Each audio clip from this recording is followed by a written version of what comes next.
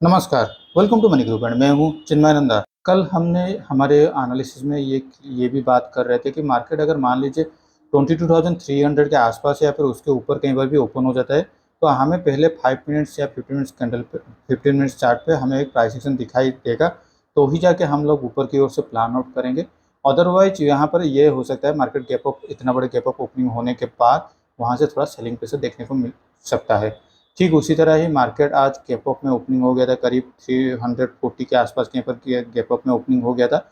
और वहाँ से पहले ही हाफ एन आवर के आसपास भी अगर आप देखते हैं तो उसके बाद से मार्केट में एक शार्प सेलिंग हमको दिखाई दे रहा था।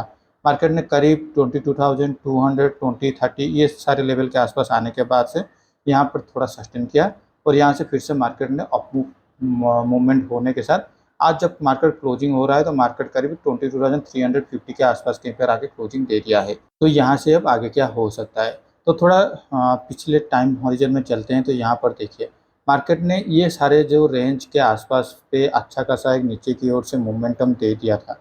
ये 3 दिन का जो मोमेंटम हो गया था वो ये सारे वेडनेसडे, थर्सडे और फ्राइडे के दिन आज उसने फिर से अपना जो 22,500 लेवल के आसपास पे उसका जो रेंज होता है उसके उसी रेंज के ओर से वो बढ़ने की कोशिश कर रहा है।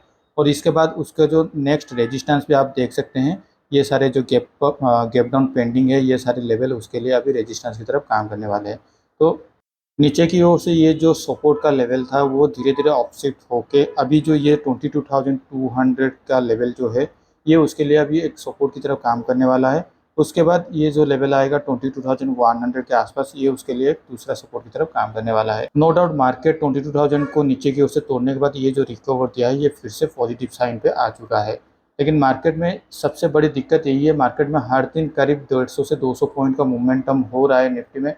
लेकिन यहाँ पर देखिए इंडिया विक्स में ज़्यादा कुछ बढ़ोतरी या फिर चेंजेस अगर आप देखेंगे यहाँ पर इतना कुछ ज़्यादा नहीं हो रहा है। जो अभी भी इंडिया विक्स वही 12 से 13 पॉइंट के अंदर ही चल रहा है। तो यहाँ से अब आगे क्या हो सकता है, देखिए मार्केट अगर कल अगर फिर से फ्लैट में ओपन होता है या फिर थोड़ा भी गैप अप में ओपनिंग होता है, 50-60 पॉइंट के ऊपर गैप अप ओपनिंग हो जाता है तो ठीक है।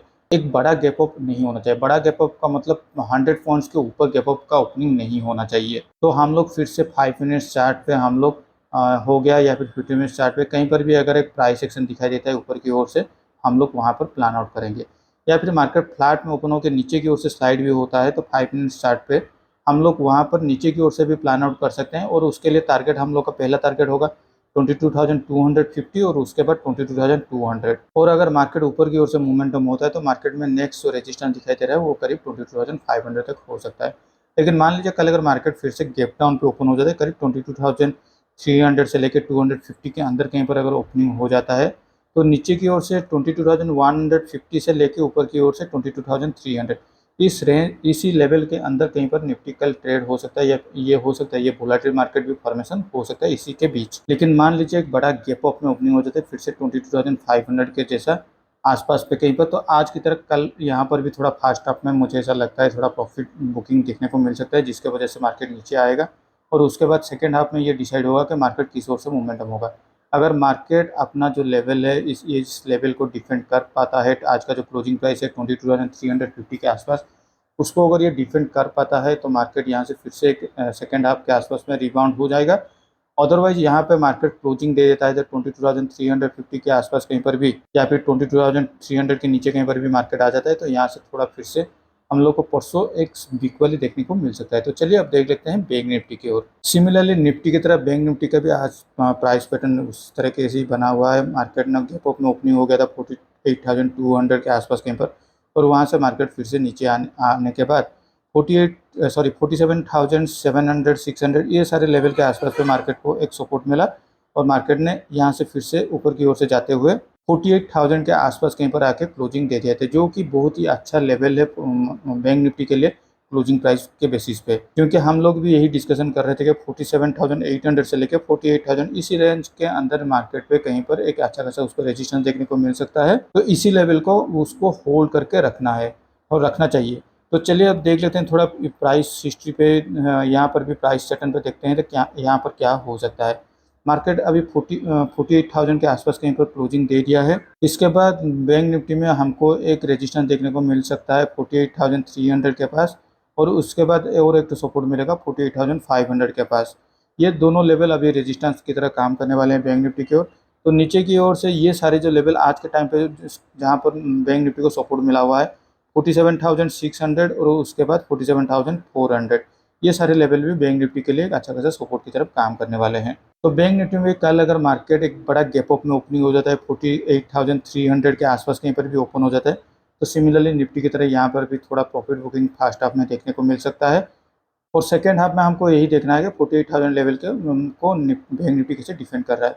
लेकिन मान लीजिए 100-150 पॉइंट या फिर 200 पॉइंट के अंदर 48,200 के अंदर कहीं पर भी मार्केट थोड़ा गैप अप में ओपनिंग हो जाता है, तो यहाँ पर थोड़ा मार्केट थोड़ा कंसोलिडेट होने की कोशिश करेगा और थोड़ी देर 1 घंटे 2 घंटे के बाद 11 साढ़े 11 के बाद यहाँ पर अगर प्राइस एक्शन दिखाई देता है ऊपर की ओर से, हम लोग को वहाँ पर बाइंग की साइड पे प्लान आउट करना चाहिए। या फिर अगर नीचे की साइड अगर प्लान आउट करना चाहते हैं तो मार्केट को थोड़ा इंतजार कीजिए, 48,000 को पहले ब्रेकआउट होने दीजिए, उसके बाद जाके नीचे की ओर से सेलिंग के साइड पे हम लोग को प्लान आउट कर सकते हैं। लेकिन मार्केट अगर मान लीजिए फिर से गैप डाउन पे ओपन हो जाता है 47,800 के आसपास कहीं पर, तो 47,500 से लेके 48,200 ये सारे रेंज के अंदर मार्केट फिर से काले वोलेटिलिटी फॉर्मेशन कर सकता है। तो चलिए अब देख लेते हैं आज के पोजीशन की तरफ। कल जैसे हम लोग बात कर रहे थे कि मार्केट एक बड़ा गैप अप में ओपनिंग हो जाता है तो यहाँ पर सेलिंग भी देखने को मिल जाता है, लेकिन ये जो पहला जो ट्रेड था वो मेरे हाथ से मिस हो गया था क्योंकि मैं उस टाइम पे स्क्रीन पे अवेलेबल नहीं था। लेकिन मैंने करीब 11:30 बजे करीब इस लेवल के आसपास पे एक पोजीशन ले लिया था। ये पोजीशन था 22,200 का कॉल ऑप्शन के साथ 22,300 का पुट ऑप्शन का सेल पोजीशन। लेकिन यहाँ पर मैंने एक लॉट पे ही पोजीशन को एंट्री किया था, एक लॉट यहाँ कॉल ऑप्शन पे, एक लॉट पे पुट ऑप्शन पे। मैंने आज यहाँ पर इसलिए ये पोजीशन ले लिया था क्योंकि पिछले 2 दिनों से सिमिलरली सेम पैटर्न पे मार्केट मूवमेंट हो रहा था। तो आज का जो प्रोबेबिलिटी या पॉसिबिलिटी जो भी बोल सकते हैं, ये कम हो जाता कि उसी सेम प्राइस पैटर्न पे मार्केट फिर से फॉलो करता। तो जिस तरह से ये तीनों कैंडल एक साथ फॉर्मेशन होते हुए चले जा रहे थे, एक बुलिश कैंडल फॉर्मेशन होने के बाद, तो मैंने यहाँ पर शायद इसी कैंडल के आसपास पे मैंने अपना पोजीशन को एंट्री किया था और करीब ये जो कैंडल के आसपास में मैंने उसको एग्जीक्यूट भी कर लिया था क्योंकि तब तक मेरा जो प्रॉफिट पोजीशन था वो प्रॉफिट पोजीशन करीब 600 का 600 रुपये पे आ गया था। और मैं या ये कैरी फॉरवर्ड करना ये इसलिए नहीं चाह रहा था कि उस दौरान तक मार्केट 22,300 के आसपास कहीं ट्रेड हो रहा था और मैंने जैसे एनालिसिस किया हुआ था कि मार्केट अगर 22,300 के आसपास कहीं पर भी क्लोजिंग दे देता है तो यहाँ से मार्केट फिर से 22,500 तक भी जा सकता है। लेकिन यहाँ पर अगर मार्केट कल अगर बड़ा गैप अप में ओपनिंग हो जाता है तो यहाँ जो M2M में जो मुझे प्रॉफिट जो दिखाई दे रहा था वो मेरा लॉस में कन्वर्ट हो जाता। तो इसलिए मैंने करीब 3 बजे के उससे पहले थोड़ा मैंने अपना पोजीशन को स्क्वायर अप कर लिया था। और दूसरी बात, मैंने यहाँ पर आज 2 क्वांटिटी में 2 लॉट पे इसलिए पोजीशन नहीं लिया हूँ क्योंकि मेरा जो एनालिसिस था कि मार्केट पे पिछले 2 दिनों से same price same chart pattern पे फॉलो कर रहा है, तो आज प्रोबेबिलिटी बढ़ जाता है कि उसी चार्ट पैटर्न पे मार्केट ना फॉलो करे। लेकिन मैं अपना रिस्क को थोड़ा कम करना चाहता था, तो इसलिए मैंने यहाँ पर सिर्फ एक लॉट पे ही काम कर रहा था। तो आज के लिए इस वीडियो में बस इतना ही। Thank you for watching my video.